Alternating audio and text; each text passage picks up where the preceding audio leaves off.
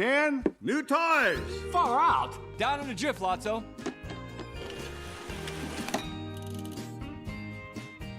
So, who's ready for Ken's dream tour? Let's show our new friends where they'll be staying. Folks, if you want to step right this way.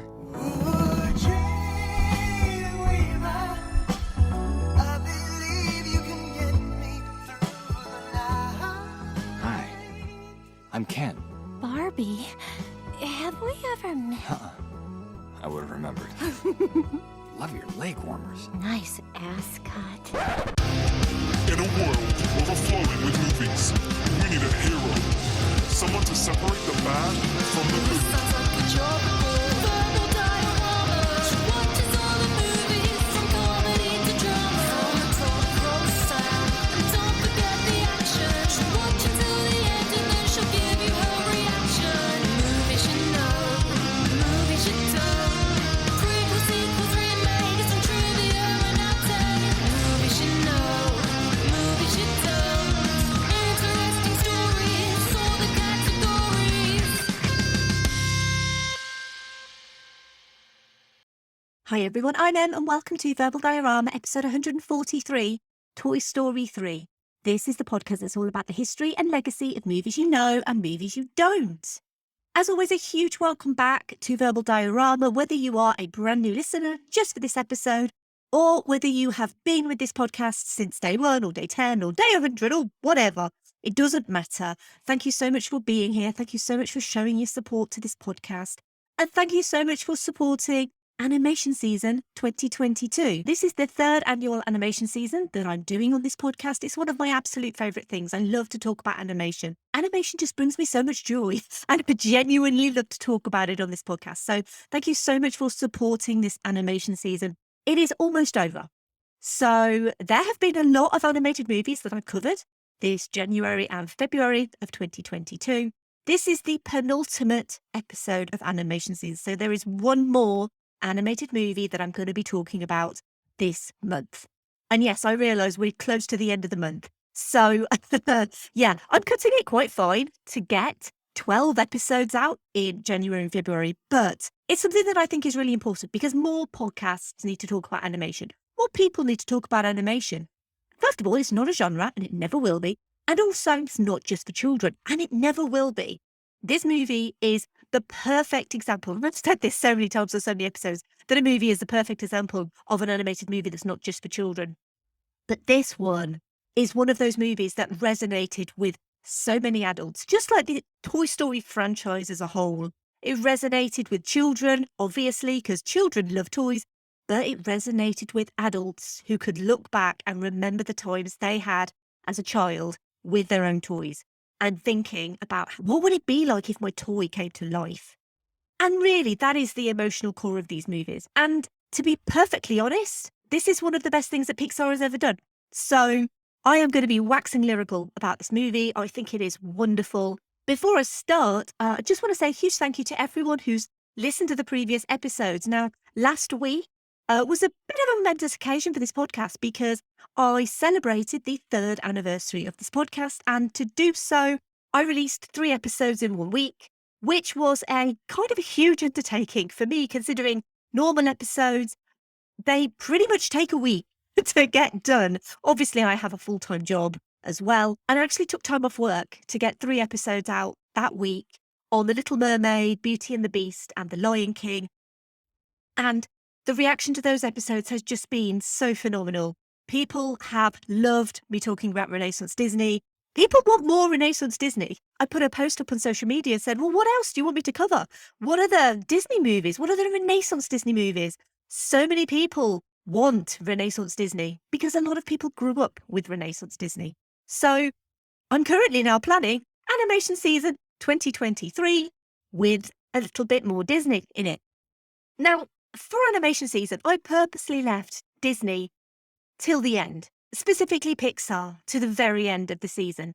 And that was really because I wanted to end on the biggest possible high note.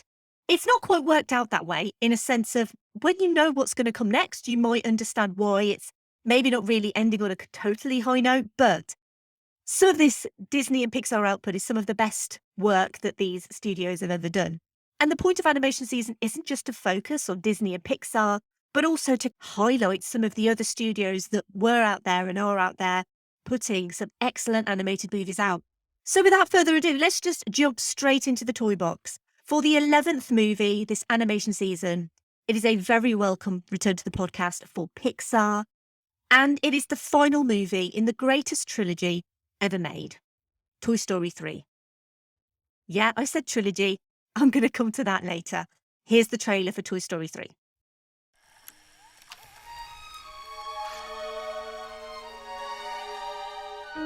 Watch out!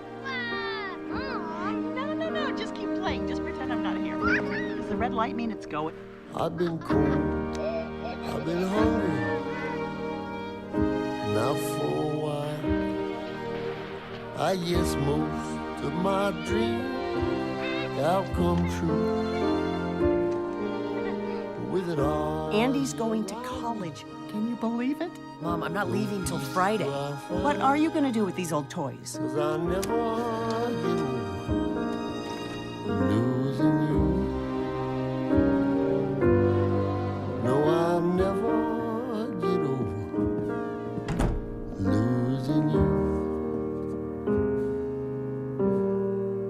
Don't you get it? We're finished. Obsolete. Over the hill. Now, come on, guys. We all knew this day was coming. We're getting thrown away. No one's getting thrown away. We ain't ever getting played with. Hold on, this is no time to be hysterical. It's the perfect time to be hysterical. Should we be hysterical? Now. Yes. Maybe, but not right now. Come on, let's see how much we're going for on eBay. New toys! I'm gonna get played with!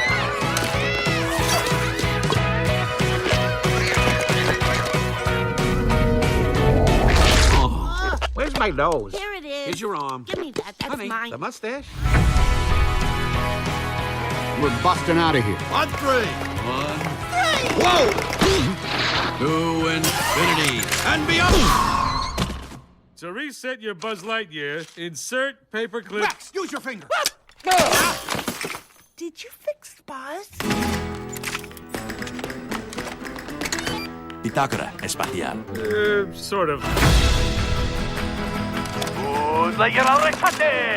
Oh, no. Oh, yes. Return of the Astronaut.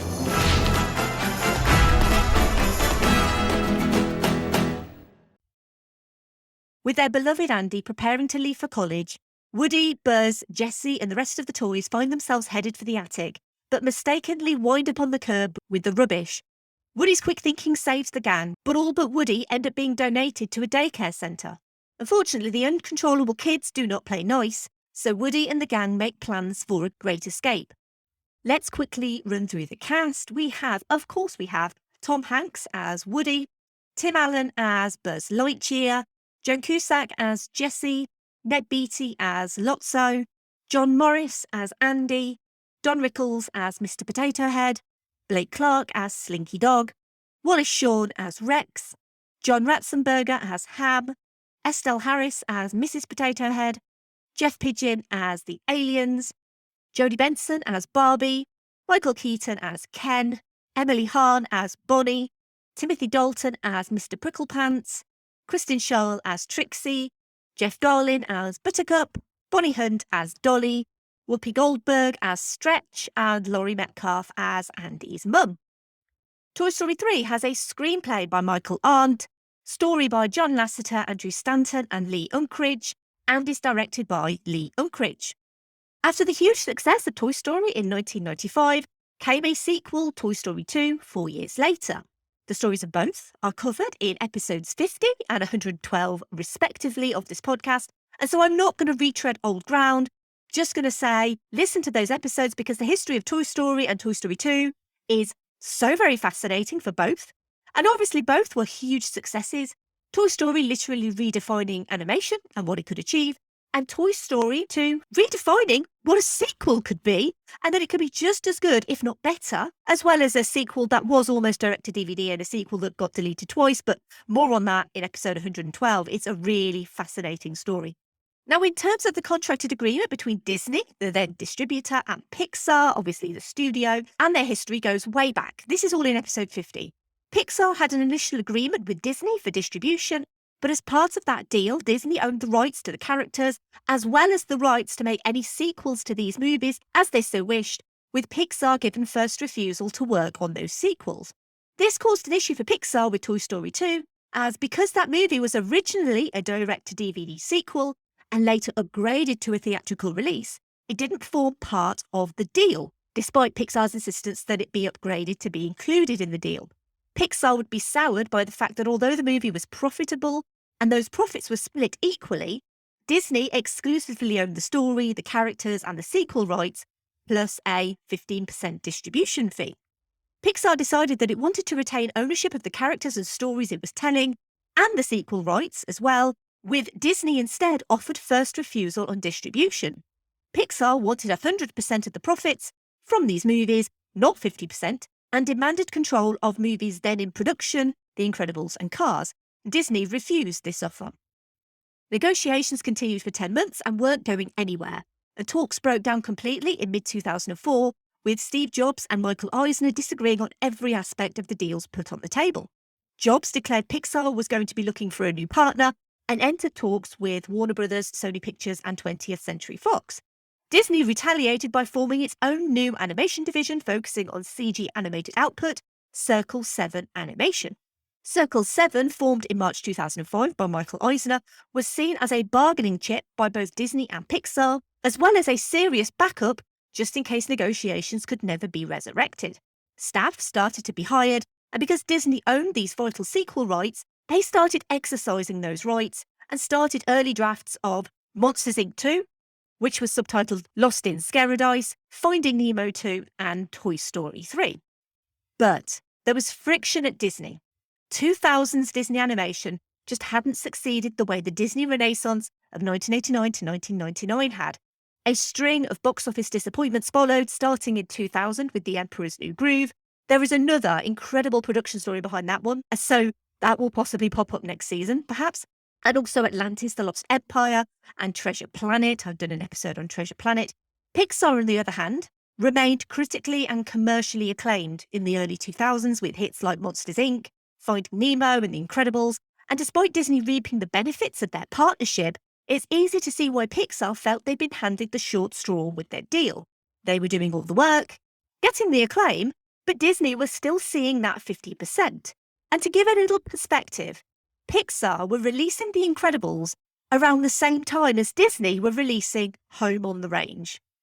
Roy E. Disney, nephew of Walt, resigned as Disney vice chairman and chairman of Walt Disney Feature Animation, citing micromanagement within the studio and that the Walt Disney Company was becoming a rapacious, soulless company, his words not mine.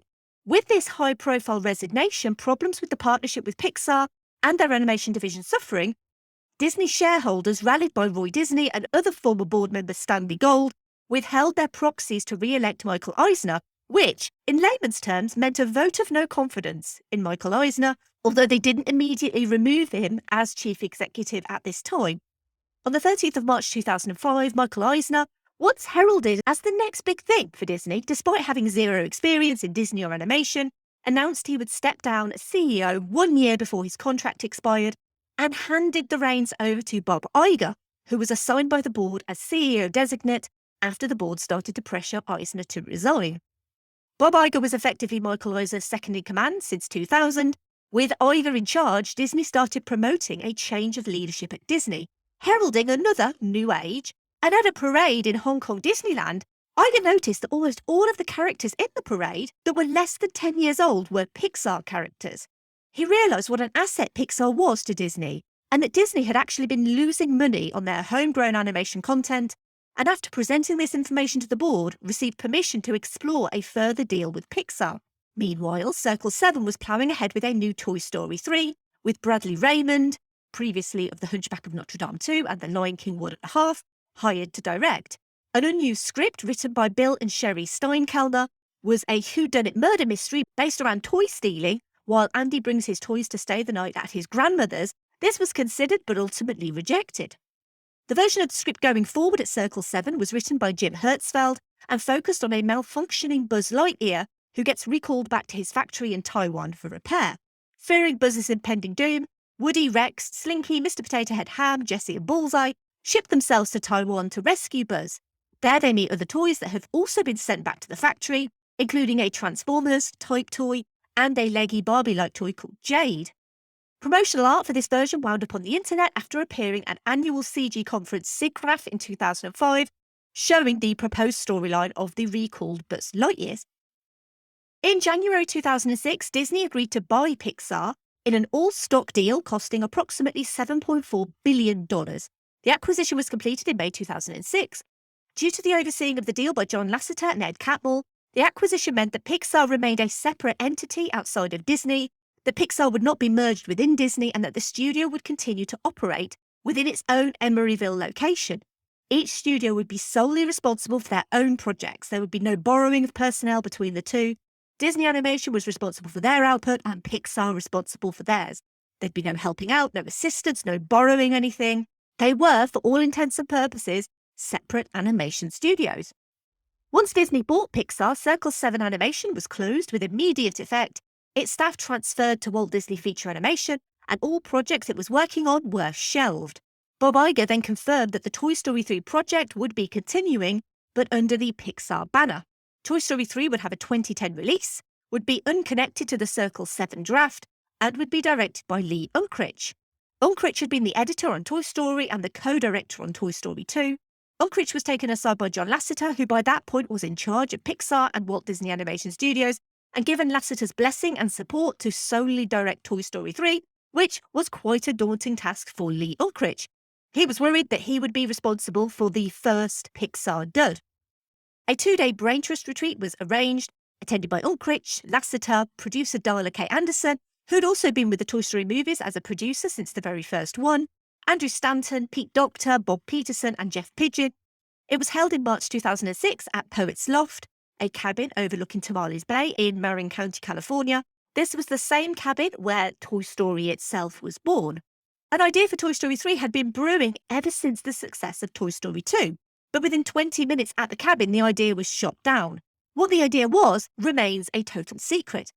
It took until the second day of discussion for an idea around Andy going to college, the toys ending up at a daycare by accident, and then ended up with a little girl called Bonnie in a treatment written by Andrew Stanton. Michael Arndt was called upon to write the screenplay. He was asked the same week that his previously adapted screenplay, Little Miss Sunshine, had taken the Sundance Film Festival by storm, so a good week for Michael Arndt. Arndt would move from New York to California to write the movie at Pixar, and working off Stanton's treatment broke it down into 25 sequences, which were then cut into rough story reels with temporary voices and music. This was then screened internally and then constantly revised. These revisions became a complete story reel. Rather than send the main actors scripts for consideration to return to the franchise, they were shown this story reel. And at the time, Toy Story 3 was always going to have that sense of being the final film in the trilogy. This finality carried over into the voice actors' scheduling, with Tom Hanks recording Woody's final scenes during his final sessions in the voice booth. This was going to be the end. This was going to be a love letter to the franchise and the perfect send-off for these beloved characters. That for every child who grows up, goes off to college, gets a job and starts a family, there's another child that needs these toys. It was, to all intents and purposes, the perfect send-off. And then we got Toy Story 4. More on that in a little bit. For research purposes, the team studied Prison Break movies like Cool Hand Luke, The Great Escape, The Shawshank Redemption, and possibly even previous episodes of 78 on Chicken Run, although that is not confirmed. They visited daycare centres and noticed that many are run a little bit like prisons for toddlers, with high walls, security cameras, rules to follow, and bins full of toys that look like rows of cells. It was an environment rich with possibility for the toys we know, previously focused mostly in Andy's room or house, to be in a completely new and strange environment with hundreds of new toys to interact with. It had been John Lasseter's intention to get Barbie involved in the very first Toy Story, but as I mentioned in episode 50, Mattel didn't want Barbie to have a set personality, but for a child to give her the personality through play. She made a brief appearance in Al's Toy Barn in Toy Story 2, but this movie we find out Andy's sister Molly has a Barbie, specifically the 1983 Great Shape Barbie. To get a full Barbie appearance, and not only that but Ken as well, Pixar contacted Mattel and Leo Critch pitched them the story. Mattel didn't give them complete free rein on how Barbie and Ken should be depicted, but trusted Pixar to treat Barbie and Ken with respect. Ken is based on the 1988 animal-loving Ken, Barbie is voiced by Ariel herself, Jodie Benson, and Ken by actual Batman and Beetlejuice, Michael Keaton. At auditions, both were given their respective Barbie and Ken dolls to play with. This was also the first Toy Story movie to not star Jim Varney as Slinky Dog, due to his death in 2000. Slinky was voiced by Varney's friend Blake Clark. Original Andy voice actor John Morris quit acting in 2001, but was tracked down by Liam Critch and persuaded to return as his voice still sounded young enough for a 17-year-old Andy. When the animators went back to their original work on Toy Story for referencing, they could look at the models, but they couldn't actually do anything with them, like a huge read-only file that you desperately needed access to. This meant that everything had to be started from scratch, and many of the young, fresh-faced animators in their early 20s working on Toy Story 3 had grown up watching Toy Story, and seeing that movie had inspired them to become animators themselves. And obviously, it had been almost 10 years since Toy Story 2, and so while it was important to match the look and feel of the previous movies, the advances in technology meant that modern lighting and texturing tools could be used. While the animation models would end up being rebuilt, they were done so with the same simplified controls available to animators on the earlier films to retain the essence of the characters. Animators from the first Toy Story movie were interviewed by supervising animator Bobby Podesta to help get the new crew in the same mindset as the original crew. And the animation team were working on some of the most complicated things Pixar had ever tried, including Mr. Tortilla Head, who had to react like a tortilla. And let's not even get started on what makes a toy and what gives a toy its conscience, because otherwise we'll be here forever. The climactic scene in the incinerator is often seen as one of the most emotional scenes in all of animation. A year and a half of research went into the simulation of how the incinerator would behave and how mashed up rubbish would move. I mentioned earlier hundreds of new toys. Toy Story 3 actually contained 302 individual characters, the most of any Pixar film, and rather than rely on crowd simulation to animate these characters we meet at Sunnyside, each character was animated from scratch by hand. It was an all-hands-on-deck approach at Pixar with 60 crew focused solely on the Sunnyside introductions. And honestly, at this point, I usually say, and some huge catastrophe happened. But being completely honest, Toy Story 3's production was drama-free.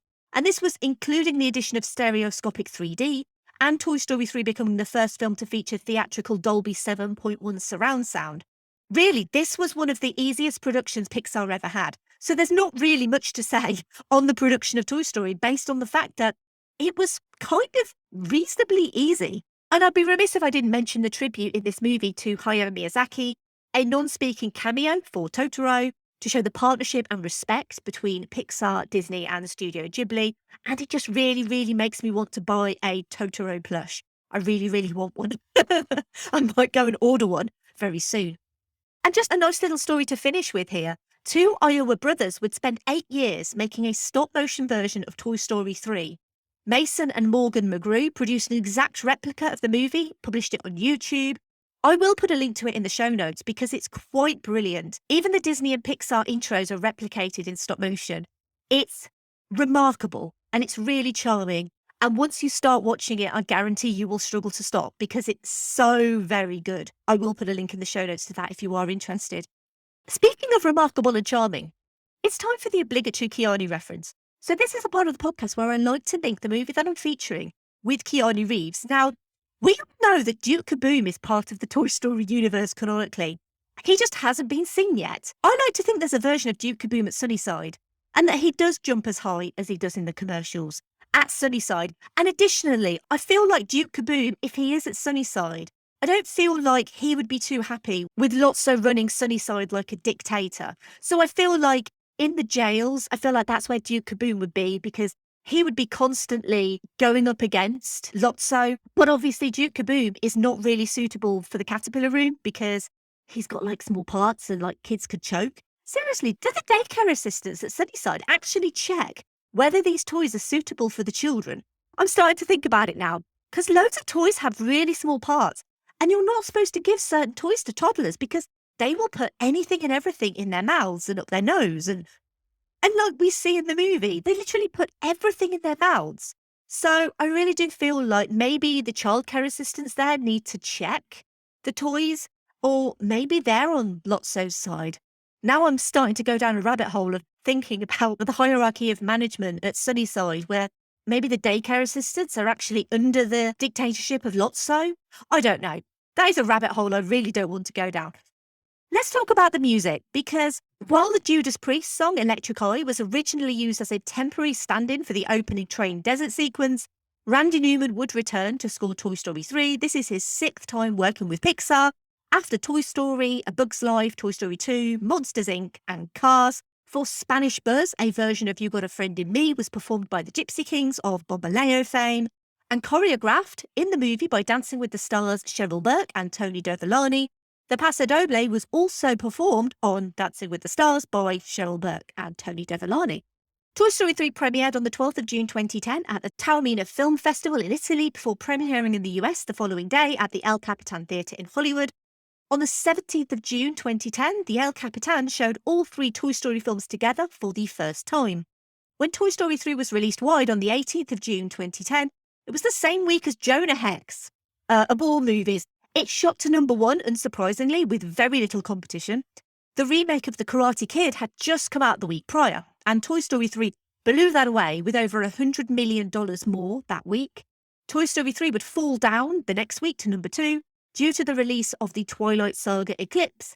But even then, Eclipse would only earn $1.5 million more than Toy Story 3 that week. I say only, but you know what I mean. Toy Story 3's budget of $200 million was, at the time of its release, the most expensive animated movie ever made. It was surpassed 5 months later by Tangled, which currently shares the record of most expensive animated film with the 2019 live-action, except it's not live-action, remake of The Lion King. Both cost $260 million.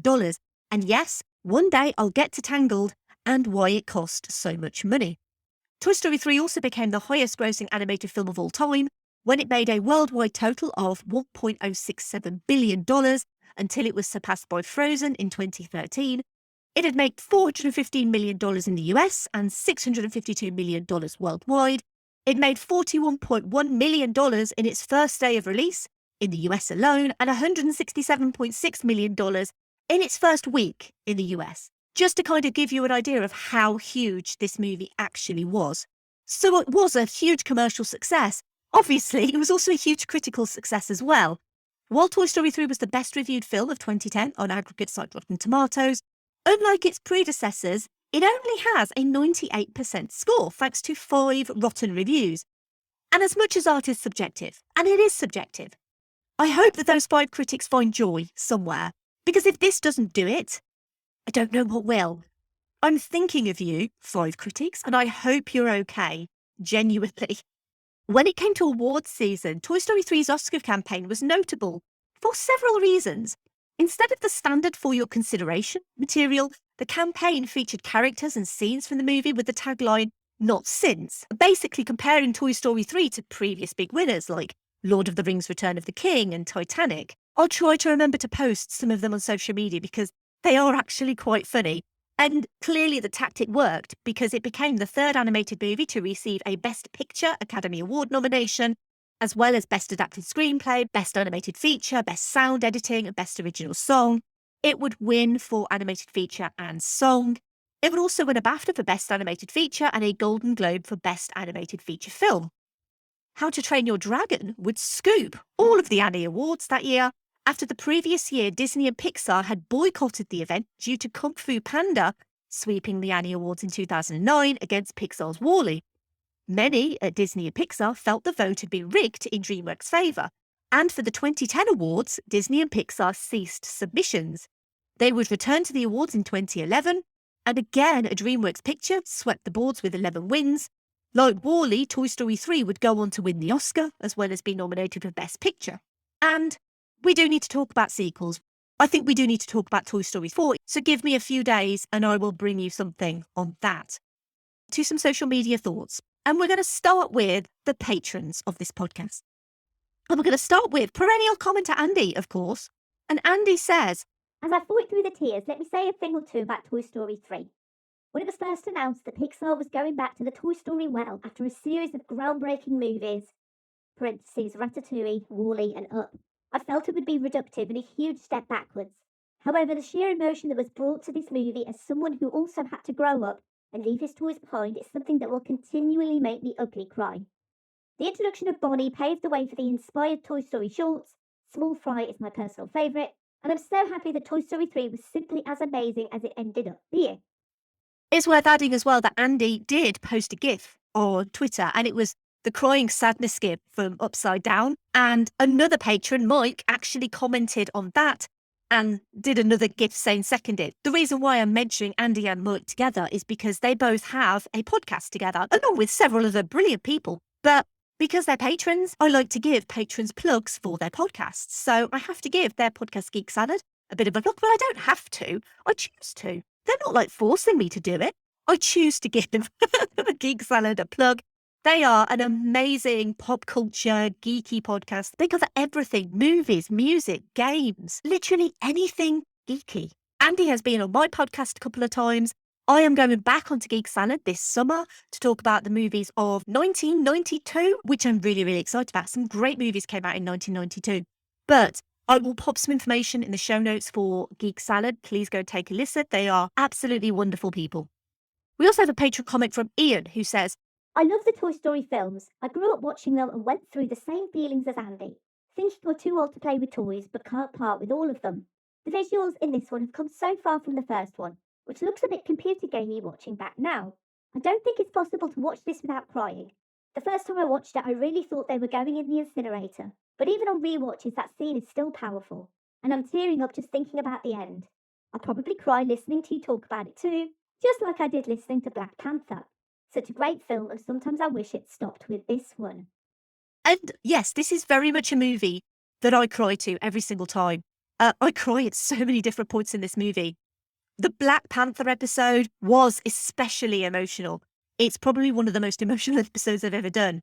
And that was purely because I recorded that so soon after Chadwick Boseman's death. But, I do try and be as professional as possible on this podcast. So I am not going to cry on this episode, I promise. But I think a lot of people wish that it had stopped with this one, kind of myself included, even though Keanu's in the next one. And I feel like I can't really say that. But yeah, I'm going to come to Toy Story 4 in a little bit. Let's move over to Twitter. And we've got at DW Lundberg, who said, a distinctly emotional capper to my favourite animated film series. These characters mean the world to me, and seeing their journey come to its natural conclusion is one of the most powerful experiences I've ever had in a theatre. At Stungoat75 said, this film always destroys me. It was a perfect end to the story, though number 4 wasn't bad. At EverTrendingPod said, an absolutely beautiful way to end the original trilogy. It was a way to show us it's okay to grow up and move on while still cherishing the good times. Superb animation and great writing coupled with gorgeous animation and lots of heart make this one you don't want to miss. At YNF MoviePod said, my favourite of this franchise, the one that made me show emotions, which is something I rarely do. At Harry Met Movies said, this is where the series should have ended. I don't dislike the 4th, but this 3rd one made the series arguably the best trilogy out there. The best of the franchise, in my opinion. At JBiss said, this movie definitely should have ended things. At Chesty Morgan said, holding hands in the furnace is on par with Schindler's List, in my opinion. One of the most distressing things I've ever seen. It's great, but makes me way too emotionally label. Moving over to Instagram, we have at Friendly Sparpod, who said, when Toy Story 3 was announced 10 years after the second one, I thought it was going to be a cash grab to profit off millennials and our love of nostalgia. In some ways I was right, but I genuinely think that doesn't matter because what we got was a beautiful ending to a beautiful trilogy. Parentheses, sorry Em, the 4th one doesn't exist to me. Well, maybe don't listen to the next episode then. Don't have any comments on Facebook, but a huge thank you to everyone who's taken the time to give some comments on Toy Story 3. And when you think of Toy Story 3, a second sequel shouldn't be this good. Lightning struck Pixar in 1995 and then again in 1999, and you think, what are the odds of a third entry being a dud? They're high. They're really high. And the next episode is going to be on what is excellence in technical achievement for Pixar, but considered many the dud of this franchise. And I kind of feel like a dud in this franchise had to happen eventually. And I'm glad it wasn't Toy Story 3, if you kind of get what I mean. With Toy Story 3, we went from the perfect duology to the perfect trilogy. Each movie stands unique, with the same core characters, adding new ones along the way that just feel like they've been there from the start. While the new additions in this movie aren't given quite as much screen time as Jessie or Bullseye, By this point, Pixar has a winning formula and they know how to work it. And yes, this has spawned huge merchandise revenue for Disney, and the cynic in all of us could just see it as a cash grab for toys. But when something has soul and heart and emotion running through its CG veins, you can't even be cynical. Well, unless you're one of those 5 critics that I really hope are okay. Pixar at this point is not playing it safe, even with sequels. Most importantly, there are very few pop culture references in these movies to date them. Toys are everlasting, well, until they're not.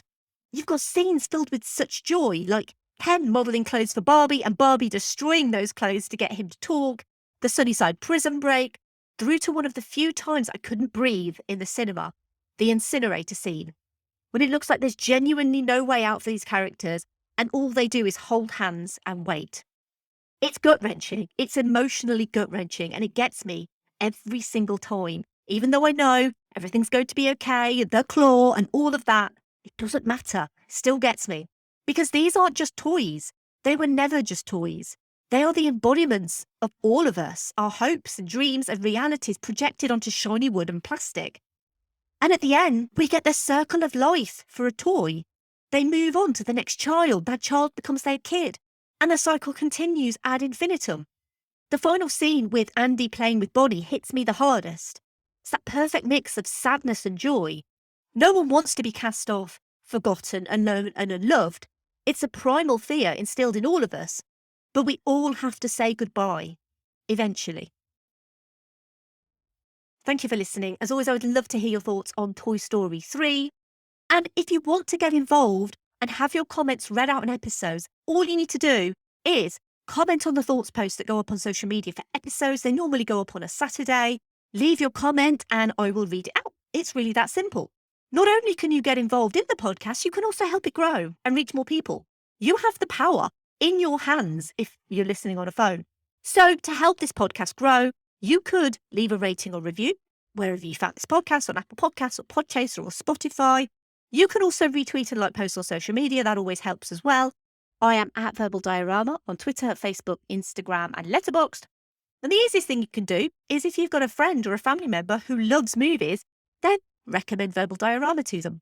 If you like this episode on Toy Story 3 specifically, I'm going to recommend again the other Toy Story episodes that I've done. So episode 50, Toy Story, and episode 112, Toy Story 2. There is loads of information about Pixar and how those movies were made.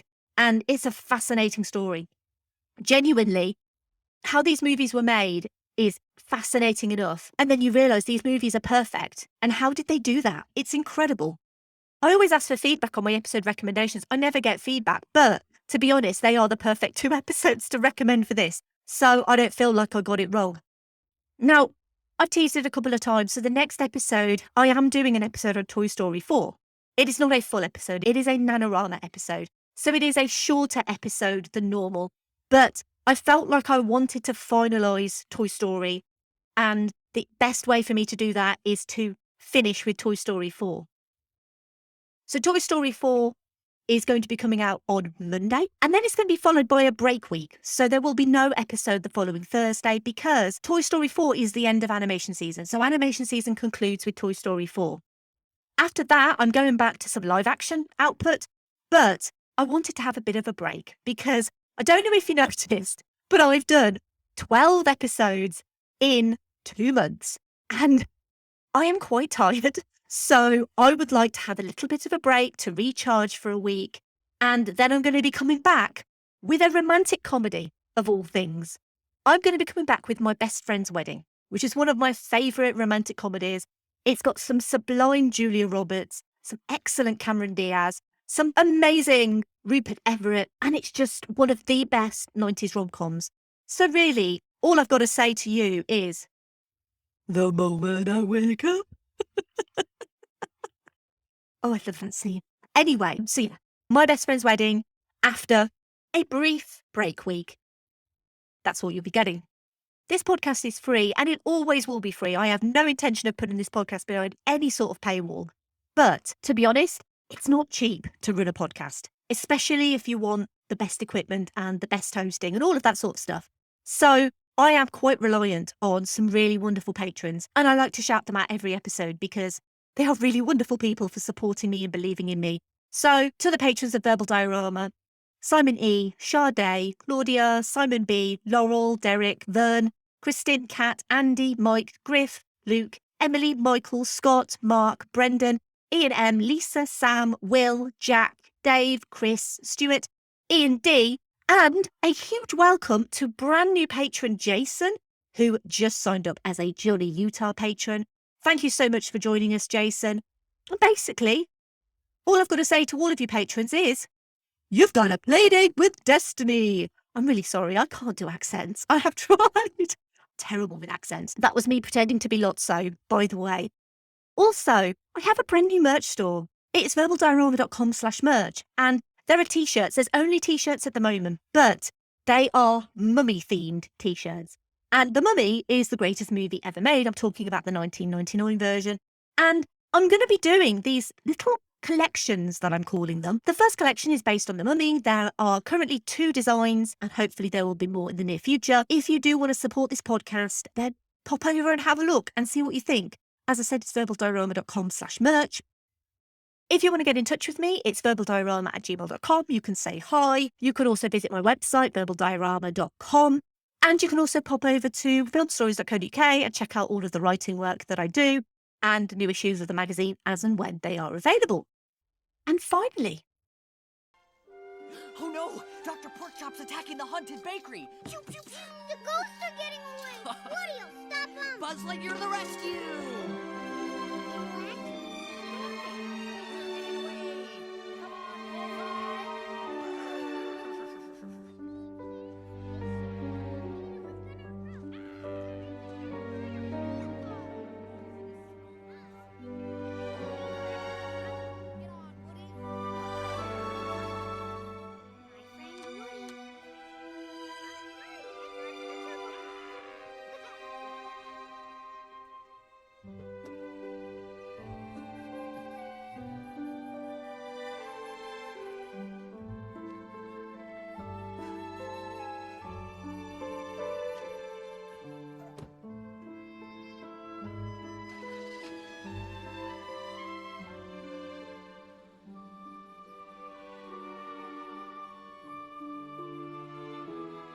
Thanks, guys.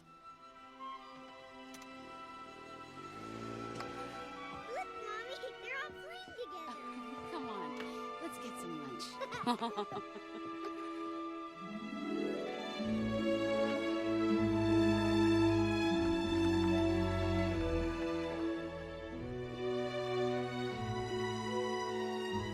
So long, partner.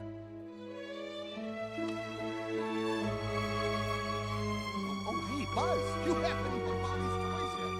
Come here, you're gonna...